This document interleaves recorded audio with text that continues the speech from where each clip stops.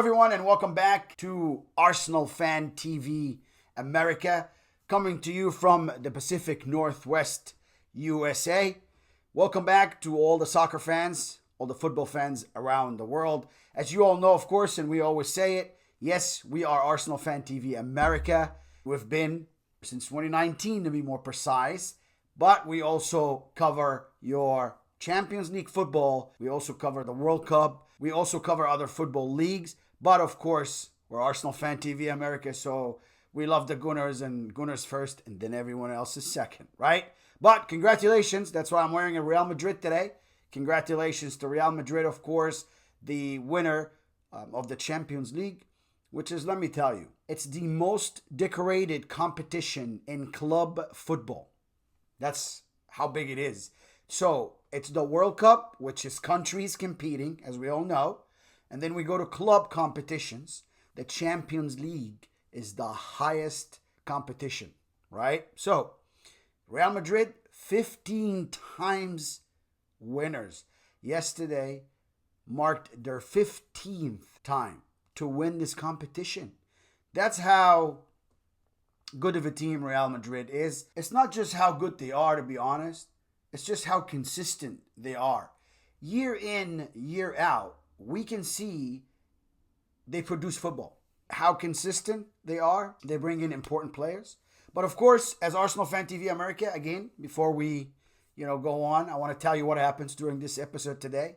But I'm going to stop real quick because about 65% of you don't really hit that subscribe button. They watch, they tell me it's a great show, but they forget. We all forget. It's okay. Press that subscribe button right now so we can bring you more shows. We're going to talk about the Champions League and what happened during that game. Real Madrid played Borussia Dortmund at Wembley Stadium in London.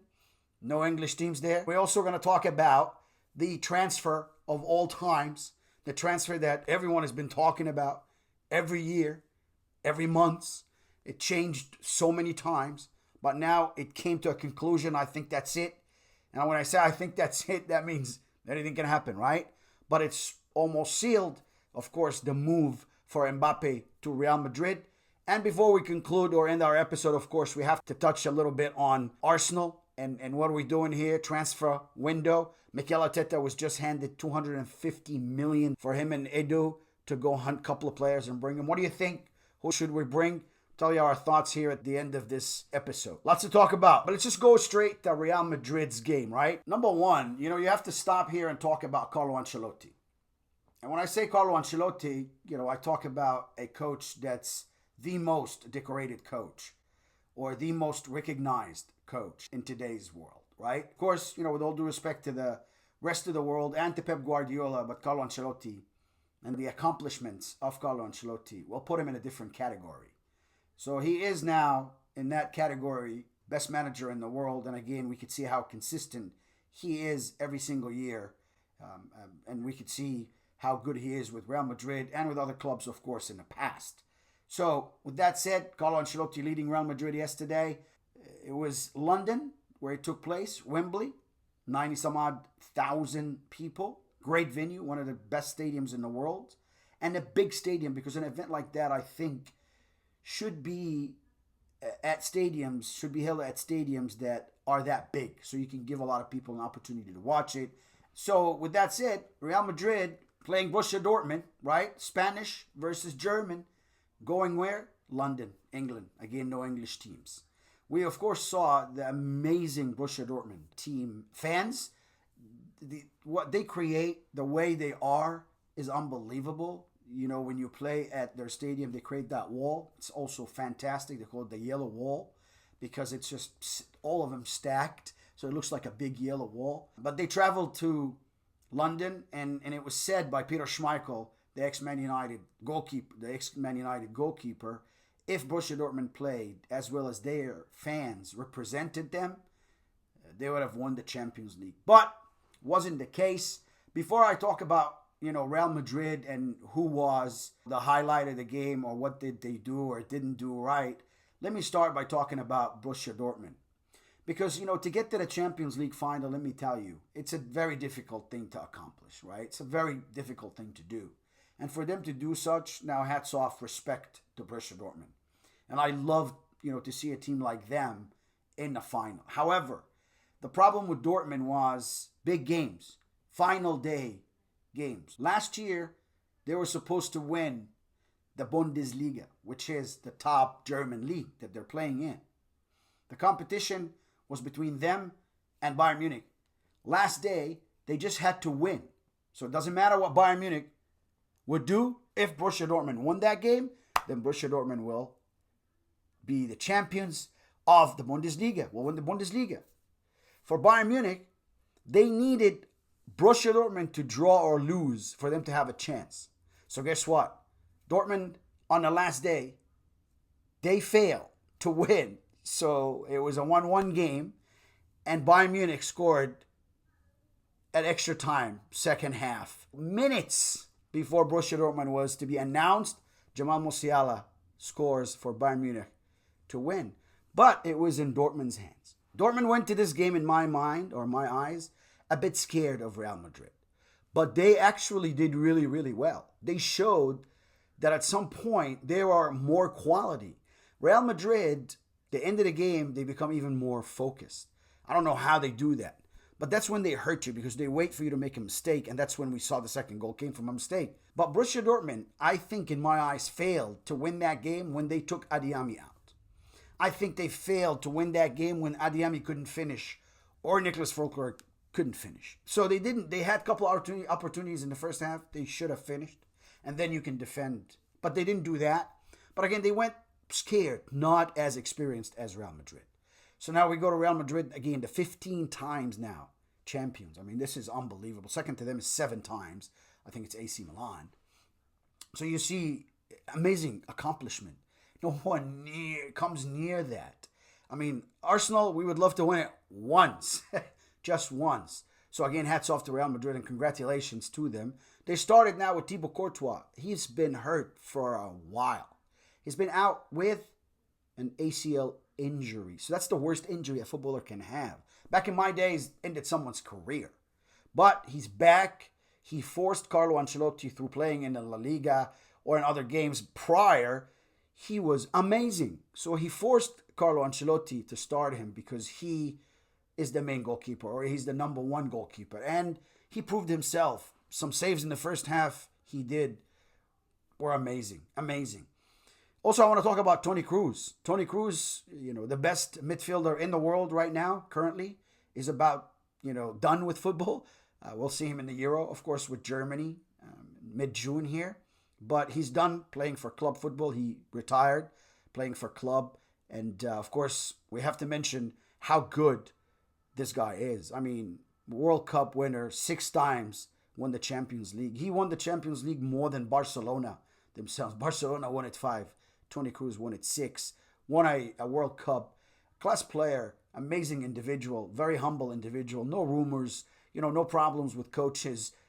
No going out, no problems here and there outside of football. Just an example for every kid out there. Toni Kroos was a great example. So we would love to see a lot of players like him. But when it comes to his footballing ability and his passing ability and his vision, the way he scans, the way he knows before he receives the football where to put it, again, he's an example. And I'm pretty sure he will be a very, very successful coach, just like Xabi Alonso. Toni Kroos, farewell. We're going to miss you. But I know also that Real Madrid is not a club that depends only on one player. Real Madrid is a club that adapts to what they have, and then they make the best out of it. Let's just remember when Karim Benzema left, they went and got Jose Lu. And everybody says, yeah, you're not going to win even the La Liga with Jose Lu. But they did. And Jose Lu was a big part of that. Brahim Diaz, he came back from AC Milan. He was cold, and he also did really good for them. People underestimated those 2 players, and they said, how are you just going to play with Rodrigo and Vinicius Jr.? But look at Rodrigo and Vinicius Jr. and how they developed their game. So again, hats off to Carlo Ancelotti. I mean, the guy knows what he's doing. He develops these players. He makes them better. He plays the game in a way that's so simple. He will say, I don't coach footballers. I coach men. They play football. So he understands how to build relation and how to have a great relation with his players, of course. And that's why he's very successful. Let's go back to Real Madrid and their superstars. Rudiger, you have to admit that he's the best defender in the world right now. And Nacho did great, but went out. Militao comes in. They have, Militao back now after an injury. Again, did great. Carvajal, man of the match, of course, in my mind. How could you be the shortest player, or one of two shortest players on the field, him and Adiami, and he jumps up and he scores a header from a corner? That's how much will and power Carvajal has. And again, how many times he won it. Same like Toni Kroos and Luka Modric. So, fantastic player, Carvajal, man of the match for me. You go to the middle and you see the efforts that Camavinga puts in. You have Jude Bellingham up front also. It was very nervous for Jude. He did not perform the way I was expecting or the way lots of people were expecting, but he did good and he was part of that win. But let's go talk about Rodrigo. Rodrigo is year in, year out. He is the man that's making a mark on these games, these important games. But he didn't this time, so people were looking for more from him. Vinicius Jr., as always, he is a Ballon d'Or winner, whether you like it or not, whether you give it to him or not. But in my eyes, that's the guy who earned it. He played through so many problems. He developed his game, and he became what he is today, a very, very influential player. And I want to say maybe the most influential player in today's football, Vinicius Jr. Fantastic performance by all the players. I don't want to forget anybody with Real Madrid. And also, hey, listen, you can't not mention the effort and the ability that Dortmund had throughout the game. But the mistake, again, that the coach had is taking Adiami out. The one thing that they had that Real Madrid didn't have on the night was speed. And this young man, Adiami, was exempling that. I think the coach should have let him stay. He should have taken Jadon Sancho out earlier because Sancho was not playing 100% his game. If he did that and left Adiami, I think that Borussia Dortmund, it might have been different for them. But what a game. Congratulations to Real Madrid. And listen, we're talking about Real Madrid now. They don't stop there. They just won the Champions League, but they look for next year. And now the addition of who? Kylian Mbappé. Yes, he is already signed, sealed since February, but he didn't talk about anything. But this is a done deal. He is going to Real Madrid. He's going to take a pay cut. No problems. He's got other deals he could pick up with, shoe companies, shirt companies. He's going to have percentages of sale, goals, this, that. So he's just going to he still makes good money. But he's going to take a little bit of a pay cut for what he made at PSG. Don't forget that PSG were desperate to have him stay. So that's why they gave him what he was making before. So, yes, Kylian Mbappé is going to be a Real Madrid player for next season, and they're already working for the Champions League. I don't think there's a team out there that's capable today to beat Vinicius Jr. and Mbappé going up front at them. It's going to be impossible. But we'll see how they play together. Of course, with a coach like Carlo Ancelotti, no doubt in my mind, he'll find a way for them to play together. He'll find a way to put every one of them at the right position. Kylian Mbappé, yes, he is going to Real Madrid. Let's move on. We talked about that a whole lot. Arsenal, we miss you. We miss our football. We miss our Arsenal Football Club. And we miss our Champions League, Premier League, the whole nine. Like I said earlier, Arsenal give maybe all the rewards from the Premier League and Champions League from last year. We made 91 million from Champions League and about, I think, 150 million Premier League, TV rights and whatnot. So 250 million goes to Mikel Arteta to spend. 250 million, not bad. Would you go for 5-6 players or would you go for just 2? Today's market, you want to get 2 players, 250 million bucks. Those 2 players will make a dent, will make a difference. Well, when you're a Premier League, you need an attacker, a defender. If Thomas Partey goes, we need a midfielder. So you need in 3 positions. So do you go buy 1 each position for the 250 million? Or do you go buy more than that? Who is out there? Who are you going to get? We see a lot of names linked to Arsenal. Rodrigo, we just finished talking about Real Madrid, is one of them. With Mbappe going to Real Madrid, we don't know Rodrigo's state of mind. if he wants to go and play for Premier League. I read there was a conversation between Rodrigo and Mikel Arteta somehow. So we'll see. Hey, Mikel Arteta talked to Mbappe the other day, but it doesn't mean Mbappe is coming to Arsenal. But there is a contact with Rodrigo. We're talking about, hey, listen, are you happy in Real Madrid or can you come to Arsenal? That would be a great addition. He could play up front as a striker, and that's what we need. Gabi Jesus, Mikel Arteta said that, yes, he would look at offers for Gabi Jesus. Zinchenko might be going to Bayern Munich. That would be good for us and him. The new coach, of course, Vincent Kompany. Yes, the coach that tanked Burnley is going now to be Bayern Munich's coach. I'm not sure. It is what it is. Maybe he's that good. I don't know. I don't think so yet. But he may get there. But he wants Zinchenko. Thank you very much. You can have him. Zinchenko played with him, so maybe he needs to have a player that he played with that can maybe sort of introduce what the coach wants or talk on the field or whatever. So he wants Zinchenko, and I think Mikel Arteta will allow that to happen, and hopefully will allow that to happen. And at that point, we need a world-class left back, or maybe Timber will be the guy. Hey, it is what it is. But Thomas Partey, hopefully he stays with us because we need that solid midfield. But if not, you got to buy one. Onana, we're looking at Onana. Marcus Rashford is another one. We're linked in. You know, I like Marcus Rashford. I think he is a quality player. But I'm not sure that Mikel Arteta would be able to develop him. Maybe. You know, we all saw the dip in Saka last year. Not just me, but lots of fans, lots of people, a lot of coaches even were talking about it. Saka's form. You know, hey, listen, he still contributes. He's still a great player, don't get me wrong. But he dipped form-wise last year. He was better the year prior. So we don't know if Mikel Arteta can develop him. Florian Wirtz from, of course, Bayer Leverkusen. I'm not sure that Xabi Alonso will allow that, but we're also talking to him. He's one of the players we're talking to. We're also talking to Alexander Isak from Newcastle United.